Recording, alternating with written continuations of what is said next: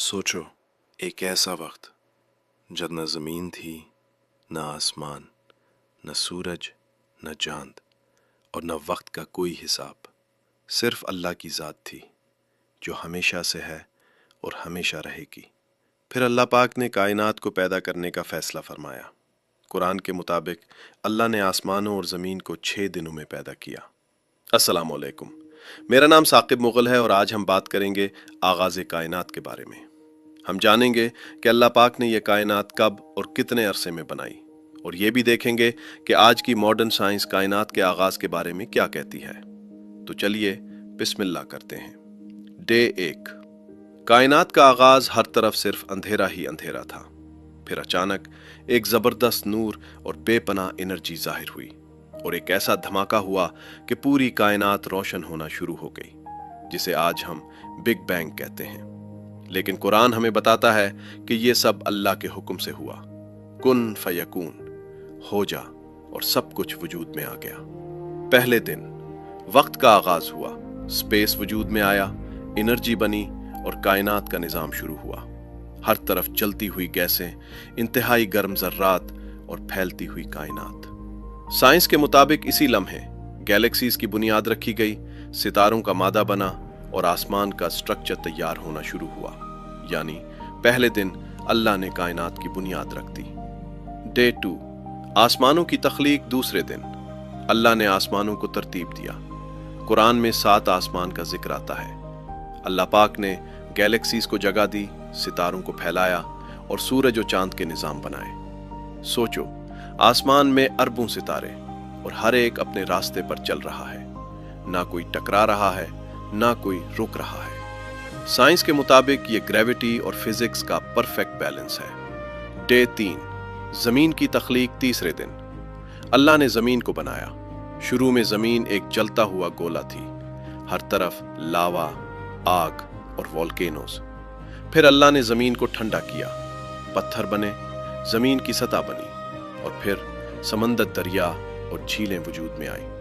Science के मुताबिक लाखों साल तक बारिश होती रही और आहिस्ता आहिस्ता जमीन रहने के काबिल बनी। कुरान कहता है, और हमने हर जिंदा चीज पानी से पैदा की, और जो पानी आज जमीन पर मौजूद है वो भी अल्लाह पाक ने आसमान से बरसाया।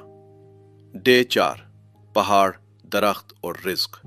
चौथे दिन अल्लाह ने पहाड़ बनाए। साइंस के मुताबिक पहाड़ जमीन को स्टेबल रखते हैं और टेक्टोनिक प्लेट्स को बैलेंस देते हैं, बिल्कुल किल की तरह। फिर अल्लाह ने दरख्त उगाए, सब्जे पैदा किए, फल और अनाज बनाए। सोचो, एक बेजान मिट्टी और इसी मिट्टी से रंग बिरंगे फूल, मीठे फल और घने जंगल निकाल आए। ये सिर्फ कुदरत नहीं, ये अल्लाह की बहुत बड़ी रहमत है। डे 5। जानवर और परिंदे। पांचवें दिन अल्लाह ने समंदरों को जिंदगी दी, मछलियां, वेल्स और अजीब मखलूकात। फिर आसमान में परिंदों की परवास शुरू हुई। हर जानवर का अपना निजाम, किसी को तेज दांत, किसी को पर, किसी को ताकत और किसी को रफ्तार दी गई। डे 6। इंसान की तख्लीक छठे दिन अल्लाह ने अपनी सबसे खास मखलूक पैदा की, हजरत आदम अलैहिस्सलाम। अल्लाह ने मिट्टी से आदम अलैहिस्सलाम का जिस्म बनाया, फिर उनमें रूह फूंकी और पहला इंसान जिंदा हो गया। फरिश्तों को हुक्म दिया गया, आदम को सजदा करो। सब ने हजरत आदम अलैहिस्सलाम को सजदा किया, सिवाय इब्लीस के। उसने तकब्बुर किया।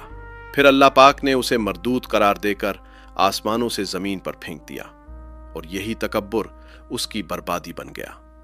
फिर हजरत आदम और बीबी हव्वा को जन्नत में रखा गया।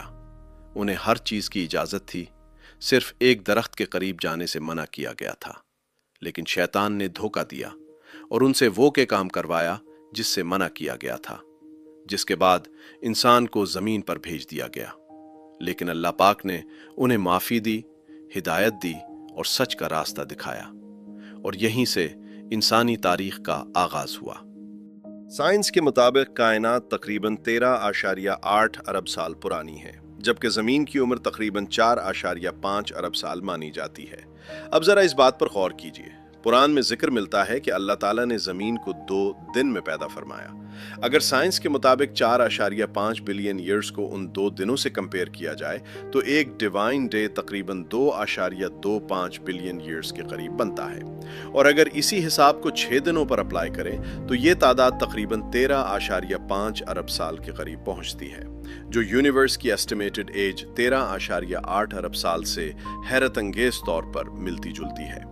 کیا یہ صرف ایک اتفاق ہے یا پھر وقت کا اصل تصور ہماری سوچ سے کہیں زیادہ گہرا ہے؟